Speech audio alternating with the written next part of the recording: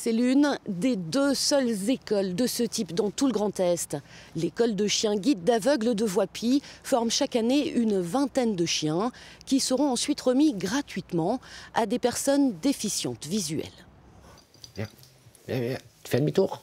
Allez. Régis a perdu la vue il y a 12 ans après un accident du travail.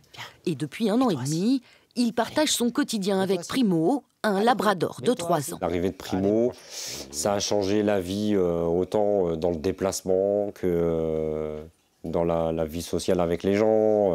Parce qu'à la canne, voilà, les gens ne vous adressent pas la parole. Avec le chien, le contact se fait plus naturellement, on va dire. Dedans, Primo.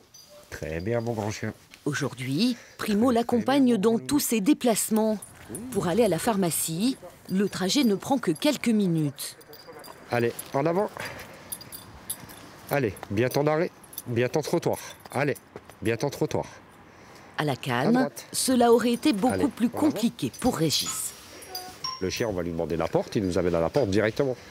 Lui, il ne va pas se tromper, il nous amène à la porte. Allez, tu me donnes le guichet? Alors, s'il y a un guichet qui est libre, je lui ai demandé le guichet, il a été au guichet, quoi.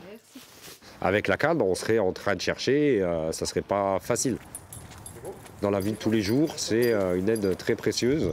Parce que le chien, il a vraiment appris à calibrer son espace à lui et mon espace à moi. C'est pour ça qu'on dit toujours qu'en fait, on est en symbiose avec le chien et qu'on fait une équipe. Très bien. Le fruit d'un long travail d'apprentissage pour le chien. Très bien, mon grand chien. Dès son plus jeune âge, il est confié à une famille d'accueil bénévole comme Nayad, 7 mois, qui apprend avec Céline les règles de base de propreté et d'éducation. Hey, attends, stop. Oh là, nous, c'est de la sociabiliser. Non, pas toucher les... Non. On l'emmène partout avec nous grâce à son dossard. Elle peut rentrer dans tous les lieux publics. Fait comme si c'était notre chien avec quelques règles un peu spécifiques au chien guide. C'est-à-dire, elle n'a pas le droit de rentrer, par exemple, dans les chambres, monter sur les canapés. Il faut éviter qu'elle se mette au travers du chemin. Parce que la personne, son futur maître, ne la verra pas. Le chien intégrera ensuite à temps plein le centre d'éducation de Voipy. Le siège. C'est là qu'il va apprendre son futur métier de chien guide en répétant plusieurs exercices. Donne le siège. On trouve l'assise avec la main. Également d'autres recherches, on appelle ça des recherches, comme une porte par exemple.